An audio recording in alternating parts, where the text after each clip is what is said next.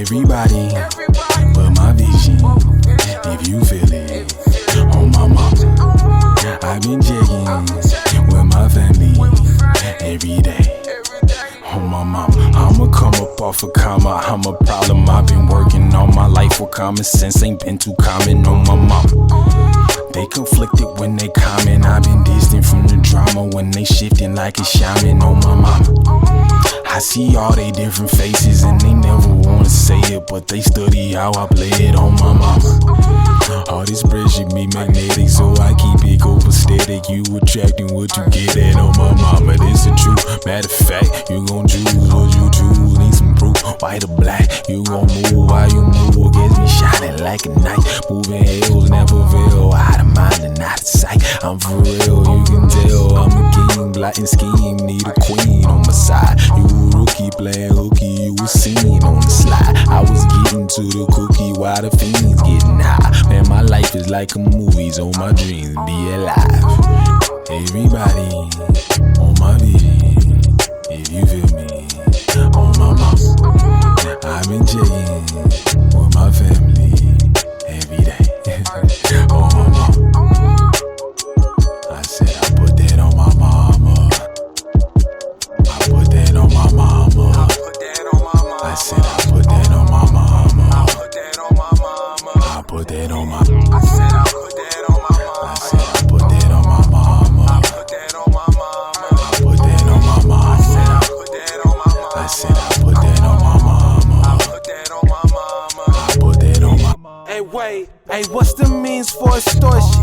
Truthfully speaking, my pops considered abortion. Then when my mama was about to get her tools tied, it was drama, cause daddy said he want a guy. I be stretching the fact in front of Most High, and I'm blessed to be that the son of your sky. The original son of gods, we done been flipping 100 lies. They done been telling 100 times, when you feeling this feeling, I wonder why. We be talking America, homo lies, where the shooting tie get a cool to mind. Hey, cool to top, so am I. My mama, yeah, this shit is suicide. Simple, we do or die. Who with him when you or I? If you or I, you dead. And I'll put that on my mom. Everybody, but my vision, if you feel it, on my mama. I've been jigging with my family every day. On my mama, I'ma come up off a comma. I'm a problem. I've been working all my life with common sense. Ain't been too common on my mama. They conflicted when they comment. I've been distant from the drama when they shifting like a shaman. On my mama, be a llama, be Obama with change. Change my mind on myself, never input that on my mama. Worming can't believe me, see them one. Spread them things like some cheeks. Freeze a frame, cheese, that's on my mama. Just help me out. Too many times I can talk about. Hey, wait a minute, let me show you how. I don't need a witness, but my mama proud. Like I am, hey, black enough. Hey, scam, hey, stack it up. On slaps alone, but it's many walls I can call her home. Hey, fact it up. Hey, honey, back it up. Beep, beep, beep, that's a truck. Hey, dump it out while I'm filling up. Hey, pump 10 diesel pair front. Oh my, mama, them gon' shine. No, these comments and in no time. Hey, watching me work is a purpose to you. Off a purpose of work, I'll be watching it too. If you watch what I do, then you with the law. I'm in misery, so that mean KC2. In a minute, see both in the wrist like two together. Yeah, that's better. Hey, I put that on my mom. Everybody, but my vision, if you feel it, on my mama. I've been jigging with my family every day. On my mama, I'ma come up off a comma. I'm a problem. I've been working all my life with common sense. Ain't been too common on my mama. They conflicted when they comment. I've been distant from the drama when they shifting like a shaman on my mama. You just heard On My Mama by MYCOL. That's from his album As Above, So Below. I want to talk about it first off. Let's just get the music stuff out of the way. To me, it feels really groovy, just sonically. It has a groove and a bounce to it that I wasn't expecting. But I would really kind of describe it more of like a blues album. It has a blues album feel to me. So I'm curious, what approach did you take in orchestrating the overall mood and message of the music? It's a great question. Honestly, it was a depiction and a reflection of the mood I was feeling during the process of recording and like mixing the album. So it really came down to, It's funny you say blues because I've watched documentary on blues. I wasn't, of course, born in that era, but I honestly feel like I was making blues music. Now that you say it, like I was going through the blues and I was in those low points and I wanted to remember what the high felt like. And I wanted to remember that I still had the capacity to feel good. So literally like me writing the song Tell the Truth, that was the first song I wrote for the album before it even became an album.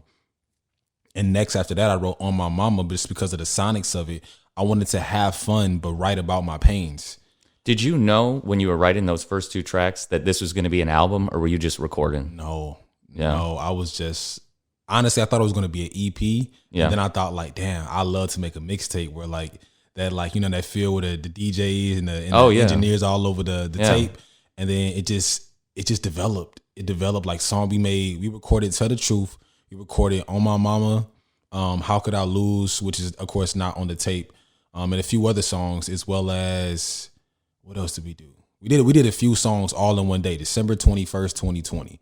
I set a whole date to record with, I think it's BBP in the studio, and literally it was magic, bro. Like I had that was the winter solstice, Facts. December 21st. Facts. So Yeah. it was super symbolic. So you guys had that winter energy, and I think that's something that a lot of St. Louisans do really well. Is, you know, I know Drake and some people like to own certain seasons, and I definitely think like the late fall, early winter is the St. Louis season. Yeah. I think we may have a lot of people who make music that just works really well for those times. And if you think about us too, it's like it gets cold as hell outside. So it's like, man, people are inside more, and then, you know, sometimes you have seasonal depression with people, and people just need an outlet.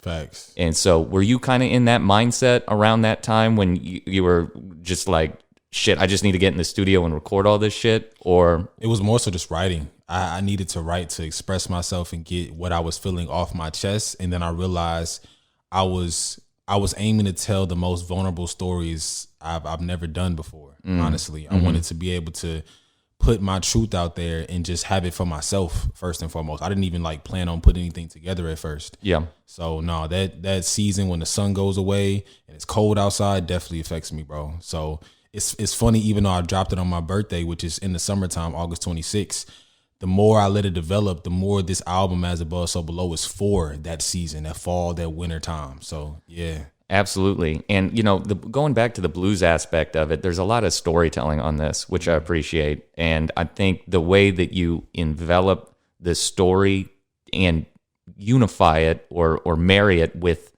the message is great. Because there's a lot of good storytellers out there, and there's also a lot of good conceptual artists out there. But when you're able to bring both to the table and execute, it's just super hard, man. Facts. So, and to speak to the message, it's basically, to put it in a nutshell, the As Above, So Below is about my journey of losing a brother, but still growing up the only child. So I grew up the only child till I was in middle school. In 2012, April 3rd, my brother JJ was born. And throughout his birth process, my mother found out from the doctor he had basically a lack of development with his heart valve. One of his heart valves didn't properly develop, so he was going to have heart problems for the rest of his life. In and out of the hospital, medication, all that type stuff. so rough. So 10 days later, my mother and her ex-husband at the time, they decided to pull the plug on him. He was on a breathing machine. And the pain I felt that day, because one, I was with my best friends at the time, but they didn't tell me before they told the rest of the family. So I found out the day of while everybody else was finding out. And I was like, y'all really gonna do this to me like that? Yeah. So the pain I felt, I didn't grieve for years. I didn't like even really talk about it for years. Like I kind of just shunned it away. And then later on in life, I realized like a lot of these underlying issues I'm going through is because of this trauma that happened in my life. That's what it's about. Important introspection. You know, I think definitely as a lot of people get older, I know for myself personally, you just learn that a lot of that trauma that you experience when you're younger stays with you. Facts. And you have to unpack it, and people unpack it in different ways. And, you know, the most productive way to do it is through therapy or introspection, or putting those thoughts out there. So for you to do that, that's powerful, man. That's super powerful. Thank you. And it definitely has helped me throughout the journey of just like listening back to these stories, literally the night of, I was on live, and there was a young lady. She basically tuned into the live and was like, wow, that song really connected to me. She had me replay it like 3-4 times back to back to back. And by listening to it, I'm like, damn, I didn't expect myself to get emotional, because honestly, even though I put such vulnerability in the songs, I never really thought like to the depth of sharing them with the world, with people I don't even know like that. Yeah. So the fact that someone that I didn't know like that was listening to it and resonating with it so much, it made me emotional. And it made me very thankful that I was able to put my truth on the canvas for other people to heal through their journey. Yeah. And I think, you know, that's how I would summarize you though as an artist. Like when I think of MYCOL, I think of you as this community guy, and bringing people together. I think you do it really well through music, but I know you do a bunch of other things too. And being able to grow together as a community, and clearly that's important in helping each other grieve, or helping each other just become better humans, and overcome obstacles together that individually maybe you didn't think you could do by yourself. Facts. And that's super important, bro, because honestly, I wouldn't be here without community. Like I thought about suicide in the making of this album. I thought about like not being here. I questioned even if I mattered anymore, because that was a time during COVID. Everything was shut down. It was so wild. Like, community, like really, I wasn't in touch with the community anymore, and I wasn't in touch with family, friends. So it put me in a place where I was like really, really, really faced with everything I was going through, and I had no distractions. Straight up. And that made me sit down with myself and be real. Like, I'm not okay. And I have to face this now. And I was scared. So the fact that I had loved ones around me pouring life into me is the reason I'm still here today, honestly. That's awesome. That's just, it's so good to hear that. And I'm glad that you came out of it a better person. And I think the music speaks for itself. And I know you're a super serious guy, right? If people couldn't tell of our conversation right now, but I really want to know what is the fun side of MYCOL like? Oh, I'm wild, bro. I'll be doing some random shit. All right, so what's some random shit you did this summer? Shit, we went to Arizona for 2 weeks, bro. Yeah. And although it was like an attempt to like get out of the space of St. Louis and how dark and depressing it can be. Yeah. Like we went horseback riding. We literally had a spiritual / religious conversation with a dude in Walmart for like 2 to 4 hours. MYCOL, I said fun stuff. That is fun. That's fun. Okay. We went to the Grand Canyon. Had great vegan food. What you want to say? I tried some edibles out there. Yeah, that was fun. Yeah. They got the marijuana is legal down in Arizona for recreational reasons. So yeah. I do fun stuff too, bro. Yeah, that's what I want to know about, because it's just like, I can be a tightly wound person too, and people don't really understand like what I do to have fun. So I was just curious. I'm like, when you're not tapped into the music and you got some time to yourself and you're like, I feel good, I want to go out and do something. Right. I love shows, bro. I love watching like stuff on Netflix, Hulu, different animes, different like Marvel shows that have come out, different drama shows. Yeah, I like analyzing those, because like when I grew up, I didn't necessarily have friends like that before elementary school. So like literally VHS tapes with my best friend, watching Rugrats on repeat, of course, Stuart Little on repeat. So stuff like that. As well as, honestly, I used to have concerts by myself in the crib. I'll put on like my favorite artist at the time. Hell yeah. And just go crazy with them. That's the best shit. Yeah. When Space Jam came out, I bought the soundtrack, and then I had one of those little Nerf hoops that you'd put up. Yeah. I put that up in my basement, and I would turn off all the lights, and then I would put on the Space Jam soundtrack, and I would announce myself as like every member of like the Space Jam team. And then I would just like play basketball against myself. and then it was always like a comeback story too. I'd be like getting my ass whooped. And then down by 5. Yeah. Beating my own ass by 5. And then I would triumphantly, So I get that. That's right. Yeah, that is cool. Are there any shows or something right now where you're like that you're really tapped into? I just binge watched Lincoln Heights. It's an old show, but my girl found it on Hulu, and I just binge watched that. I'm a binge watcher, bro. Oh, so when I get into it, like Netflix is like, it's hard. They knew what they was doing. Facts. Kuriko's Basketball, that's an anime. That's definitely a really good one. I'm watching The Circle. That's kind of like a lackadaisical one. It's literally like a social media show where they hike. Oh yeah, where they like basically like catfishing, or they talking through the screen and gotta figure out who's who, stuff like that. I'm also excited. Would you ever do a show like that? Hell yeah. Yeah. Hell would you yeah. want to be a real person, or would you want to catfish somebody? I would definitely be myself, but I might change a few things. Okay, it's like, what would you want to change? I don't think it would be believable if I said like I'm like a model, artist, actor. I think they would think I was capping, so I'd probably be like, I work at the library. Like something boring, but at the same time something that's analytical. Libraries are lit though, man. You hear me? We got some great libraries in St. Louis, You heard especially me. when they redid the one downtown. It's beautiful. Just to go in there, you feel inspired to learn. That and the bar branch is they got a whole media lab now. I went in there today and I was like, man, what are these? He said those are 3D printers. I was like, what? Yeah, the resources. Fire. Get in your local libraries, St. Louisans. Come on. So that I'm also excited for the Wu-Tang season 2. Oh, yeah. I'm Hell so yeah. excited. I want to binge watch that. So I'm waiting for that. And then once Power finishes, I'll probably binge watching that as well. Yeah. So if you, let's say you're doing like because I know you do a little bit of acting, a little bit of screen acting. Is there some historical person in the past that you would like want to represent in a movie?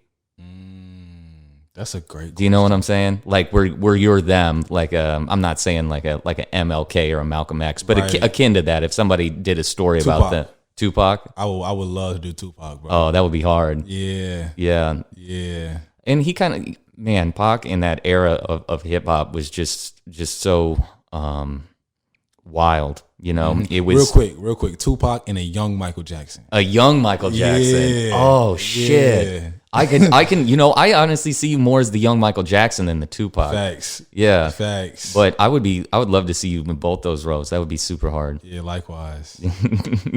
All right. So, you know, if people don't know, we got a bunch of big South City energy going on between us right now. Southside. So, yeah, exactly. I want to know, do you think there's a particular area of the South Side that is overlooked or misunderstood?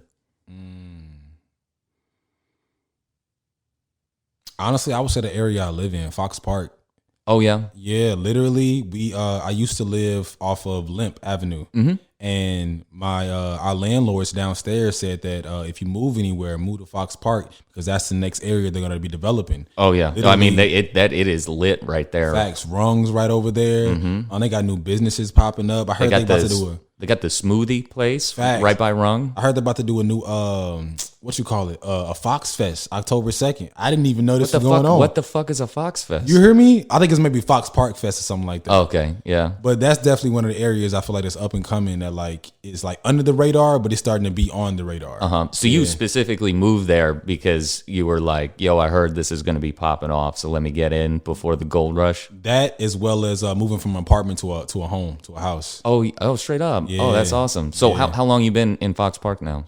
10 plus years. Oh shit. So you were oh god, I thought you was doing this in like the last couple years or we've so. been there when it's like on the block at night. It was hot. Oh, for real? It was hot. No, yeah, legit, dog. Yeah. No, yeah. Oh, you guys, that's odd. Yeah. Yeah, you moved it because like I moved into Benton Park 11 years ago, and this was before anything. Yeah. You know what I'm saying? So like a drug dealer lived in my house before me, and he got deported. Really? Yeah, the ATF came in like black vans and swooped the house. What? And kicked his ass out. And then I found like a bunch of drug paraphernalia later in my home. You know what I'm saying? Because my neighbor was the one telling me that. She's like, that was the best weed man in Benton Park. Wow. He would sit on the roof in a lawn chair and just drop little dime bags down to people. That's fire. Off the street. That's fire. So yeah, that's definitely like kind of how Fox Park was, and it is coming around. There's a lot of shit to do there. There's a lot of businesses moving in, but you know, this is always the question that comes up: is gentrification. Come on. You know what I'm saying? Come on. How do you feel about that in kind of specifically South City, Fox Park? Man, it's a twofold thing. Like I love it, but at the same time, there's a part of me that's like, y'all don't belong here. Like literally, It's very Virgo of me. I'm gonna say this real quick. We got big Virgo vibes on this too. The parking, bro, is such a pet peeve. Oh, really? Because we have that street where it's like, it's just all the cars that are parked on this side or that side. Right. And it's going one way. We live on a one way, basically. And literally, if people don't park right, if they leave too much space in between the cars, it's hell, like, I hate that shit. You hear me? Yeah. And it'll be the people in like little small ass, like, I don't even like them little Ford Focuses and stuff like that, bro. It's like, what are you doing? You don't even live on this side. I know. So yeah, that's hella aggravating. That's a small pet peeve, but I do love that it's bringing wealth to the community and bringing more opportunity. So it's kind of like a two-tone like feel for me. I love it, but at the same time, it is a little weird only when there's entitlement. And it's like, I walk around, I'm a loving dude. I'm very cheerful. I say hi to random people I don't even know. Yeah. But they'll look at you like, who are you? And motherfucker, I was here before you got here. Exactly. What you talking about? I know. Yeah. I just hope that they keep the vibe of the neighborhood, because there was certainly a neighborhood vibe there before all of these businesses and things. Like, just people been at that park hooping for years and years and years. Thanks. And I hope that continues, and the things and for kids to do and the families who have been there for a while, I hope that still stays true. Because especially if you go down Shenandoah now, you see there's hella dumpsters, big dumpsters, and they're gutting all the houses that don't have bodies in them right now. Facts. And then they're selling them for like $400,000 and shit. Facts. So which I mean that's not a crazy price, but in St. Louis and especially in Fox Park, that's a crazy price. Yeah, you know what I'm saying. So it goes back to that thing of like, how do you instill wealth in communities and build communities while also not boxing people out of those communities. Yeah, the cool thing is there are like a few gyms. Like literally, there was a vacant house right next to us like almost the entire time we were living there. Literally, like, it used to be the bando. Yeah, we used to sit up there and like, you know what I'm saying, sell they product. And there's this guy who used to work in an international basketball league. Okay. He came back with his family. He lives over in Tower Grove, but he bought that up, has been fixing it up himself with all his people that he knows. They're like from, I don't even know where they from. I want to say like Argentina, something like that. Yeah. And but he's cool though. No, that's the type of development you want to see. You want to see individual people in the community building a home, fixing a home. You don't want to see these developers come in and just see these green. Companies. They just see green. They're just like, I can buy this bando for $10,000, put $100,000 into it, and sell it for $400,000. Come on. And they don't care about who's living there or anything. Yeah. The neighbors, they don't give a shit. They just see dollar signs. So yeah, that's awesome though. That sounds super tight. Yeah. So St. Louis is just a very complicated city. There's a lot of things to say about it. In what ways has the city afforded you opportunities? And then on the flip side of that, in what ways do you think it has cost you opportunities? Shout out 2720. That's where my first show was. Bro. Hell yeah, dog. I hope 2720 come back too, man. I love that place. That venue was like, it was larger than life. You felt like a superstar on the stage. It was huge. Yes. Huge. For such an affordable price at that, like, man, that was amazing. So to have that experience, like, definitely like the artist community here and how many places are willing to work with the artists here in St. Louis is top notch. You don't find that in a lot of places where it's affordable still, and it's still like connected with the community. So that's on the positive side. Of course, great people I've met. Great. I'm plant-based, so a lot of great food here for sure. Different options for real, bro. But on the other side, I mean, it's that St. Louis curse, bro. It's almost like it's like a vortex here. It's like a black hole. We have some of the greatest art, but it also sometimes never sees the light of day outside of St. Louis or outside of your crew or outside of your clique. Yeah. So I'm seeing a renaissance, as we've all seen for the past few years. I'm seeing that shift, but at the same time, I still see certain specs where it's still a little too like they only hang out with them and they only hang out with them, and not enough of that's them, but we still us. You know what I'm saying? We are we. So that's what I would say. Yeah. Do you think there's any way that we can ever get over that hump where you feel like the cliques dissipate to a point where they're, that's just friend groups and it's not people just only fucking with themselves? Honestly, I think it takes the individuals dealing with what they go through. I honestly feel like it comes down to like trust issues, and people only rock with the people who they trust or who they're familiar with. Yeah. So if someone is unfamiliar with someone else, it's kind of like you already looking at them shady based on all of the crime that goes on in St. Louis. That paints a different picture. So I think honestly, when we can start to let our guard down with ourselves and be vulnerable and go through those like hard conversations, facing those traumas and things like that, and then therefore do it with the people around us, we'll see a shift. Yeah, you know, that's something that I try to do. It's very cognizant. Is like for me, I think the biggest shift is like a generational shift. Facts. Because you have groups of people who come up together and they're all tight with each other, but then 3 or 4 years later, there's another crowd, and then 3 or 4 later, there's another crowd. So you know, we got the OGs, and you know, if you go talk to the OGs, they were throwing shows up at High Point in Clayton. That was their blank space. You know what I'm saying? Yeah. And then when the group below them came up through, they was all throwing shows at Cicero's in the Loop. And then the group after them, they're all down on Cherokee Street, blank space.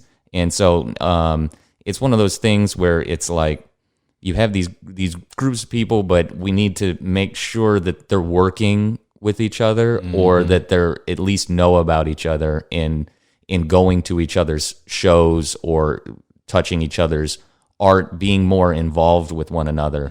Because like a lot of the OGs never heard any of these young cats. Facts. And the young cats never heard of the OGs. Yeah. And the OGs are the ones that have done it, and they're not sharing that knowledge to the younger generations.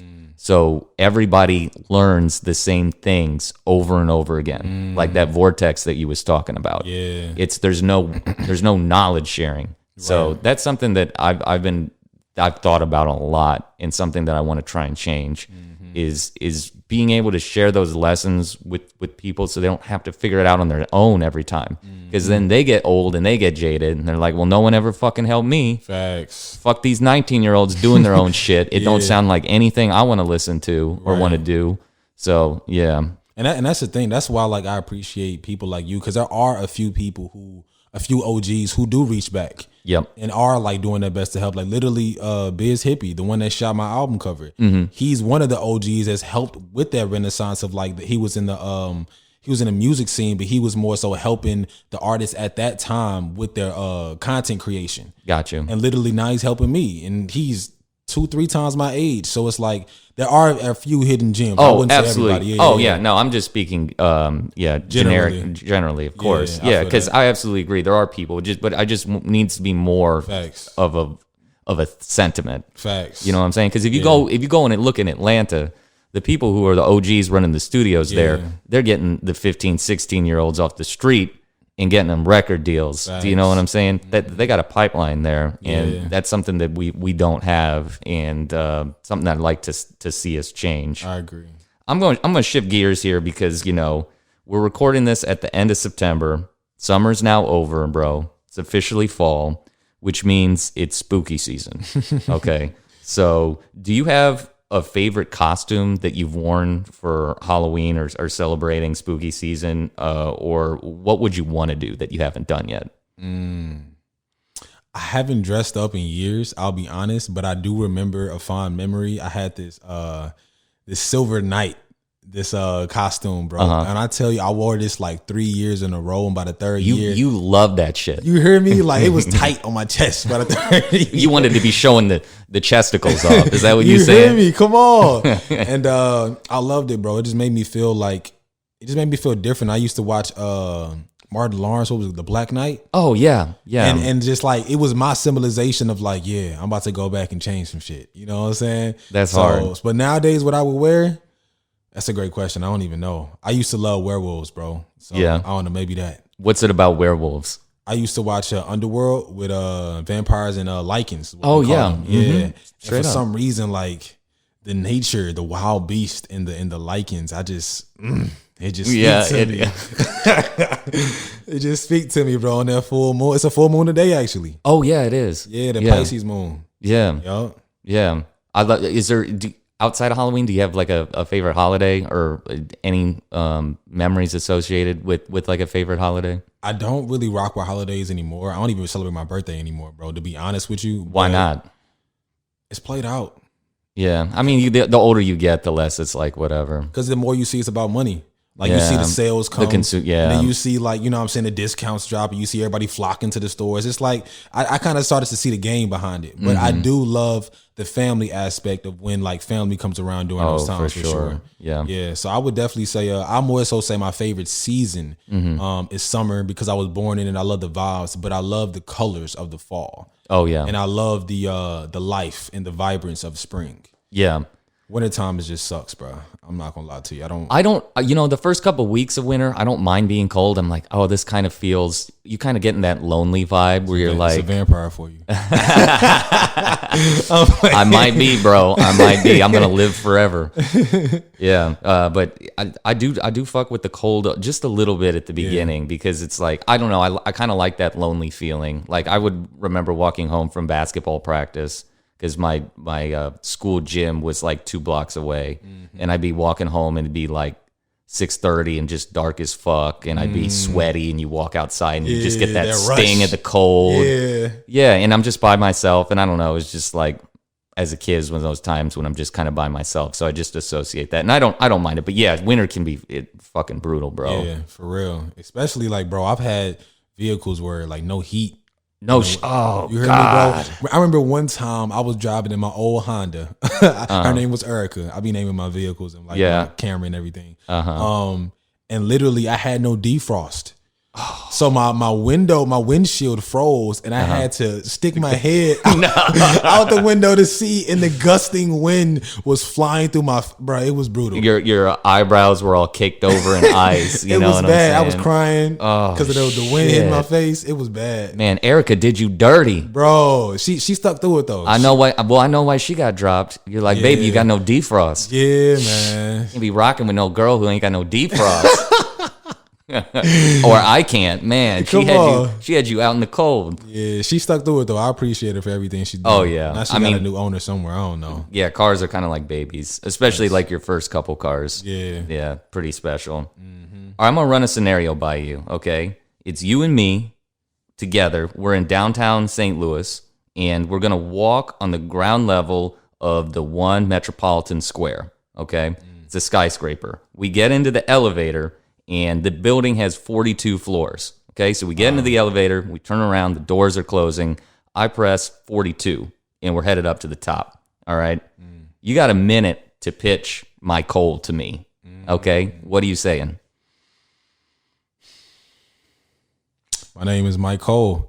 I'm the CEO of D-Links, where we awaken inspiring, independent individuals.